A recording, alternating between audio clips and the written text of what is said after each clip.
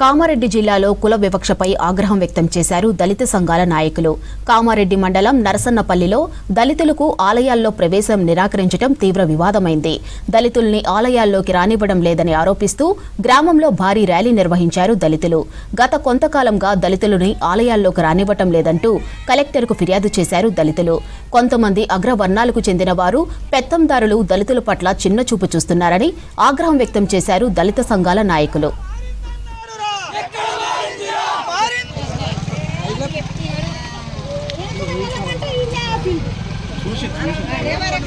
మీరు మా దగ్గరకు వచ్చినందుకు మిమ్మల్ని గౌరవించి అంటే మా బాధ ఏంటంటే మేడం ఇప్పుడు పొద్దున్న నుంచి మేము వెయిట్ చేస్తాం. నేను అసలు అన్నట్లా నేను కూడా చెప్పాను.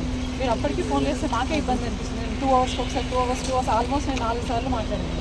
పోస్ట్ పోన్ చేసి దళితులపై చూపిస్తున్నటువంటి కుల వివక్షలో భాగంగా కలెక్టర్ గారు ఈరోజు గ్రామాన్ని ఆల్ట్ చేయడానికి వస్తామని చెప్పడం జరిగింది. మరి అందులో భాగంగా ఆర్డీఓ గారు, ఎంఆర్ఓ గారు, సంబంధిత అధికారులు కూడా ఇక్కడికి వస్తామని చెప్పడం జరిగింది. అధికారికంగా అందరినీ గ్రామంలో ఉన్నటువంటి దళితులందరినీ కూడా ఆలయ ప్రవేశం చేపిస్తామని చెప్పడం జరిగింది. మరి వాళ్ళు బిజీ షెడ్యూల్లో మాకు మాట ఇచ్చిండ్రు.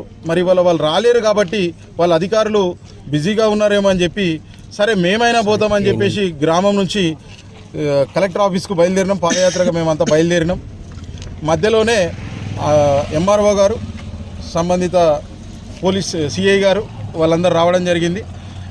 రాగానే మరి అక్కడ కలెక్టర్ ఎంఆర్ఓ గారు మాకు అన్ని వివరాలు చెప్పడం జరిగింది.